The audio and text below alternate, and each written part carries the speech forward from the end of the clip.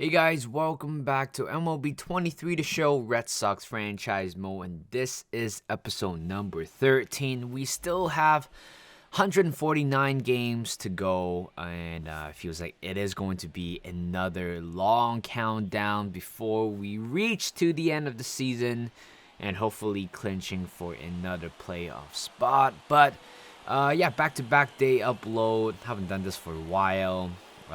Certainly, I'm trying to get better at it, but at the same time, no guarantee right now. I think at the moment, what I really want to do is pretty much, I'm not as busy as before, which means I can potentially upload a little bit more frequently, probably 3 or 4 times a week. I try not to do a day-to-day or everyday upload. It's just way too much for me apparently.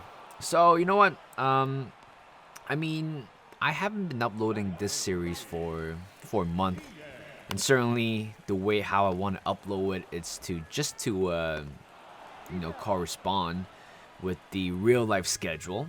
So the last time I recorded, which was again it was yesterday, but before that it was early April, I believe. So I think that was the time when we were playing against the Tampa Bay Rays, who were on fire back then. I believe they broke the record or tied the record, something like that.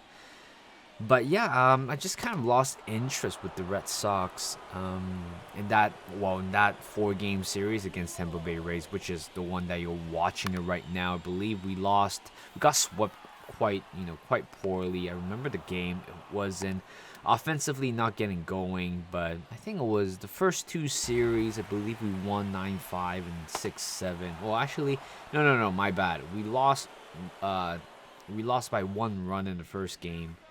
And then second run, 2-7 was the final score for the second game. And the third game, we lost 7-9.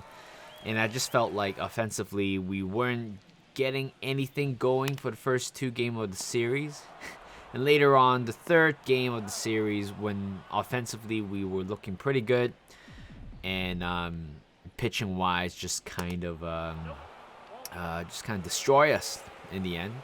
And I think after that 4 games, I just kind of lost interest with the Red Sox, and I felt like, you know what, it's the same old Red Sox as last year. You know, when we need our offense going, they fell asleep.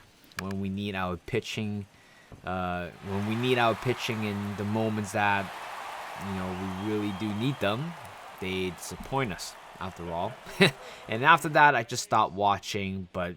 The funny thing is, it's right after, the Tampa Bay series away. I think we have been doing quite well. I think we pretty much won the majority of the series for the remainder of that month and also early May as well. I know we are pretty much coming to an end of the May schedule. But yeah, and then I think after that Tampa Bay Rays series, I don't know what happened within the Red Sox, but certainly something must have spoken in the clubhouse and certainly turned things around, because we were at 1.7 games behind, 7 games off 500, and at one point we were 5 or 6 games above 500, and right now we are 3 games above 500 at the moment, but not doing very well. But at the same time, it's kind of, it's kind of what it is, to be honest. Because based on what we're seeing, I doubt that we are going to clinch any of the playoff spot. The fact that you have Tampa Bay Rays, the Blue Jays, Yankees as well, or even Baltimore Orioles. I mean, at one point, AL East was the most competitive division that I've ever seen my whole life. I think all 5 teams were, they have a record above 500, and if the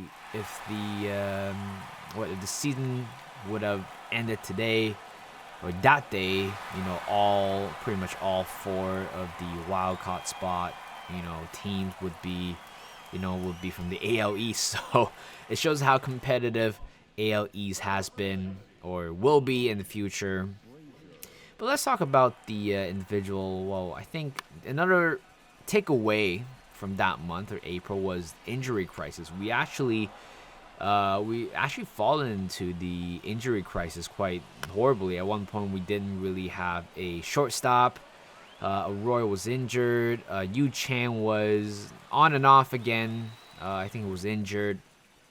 Kike defensively weren't getting anything going. I remember I was watching that game as well. I remember I think the first game of the Tampa Bay Rays series. Bobby Dalbat was playing shortstop, which I found very interesting. I believe I think he made an error in the first play that he was making.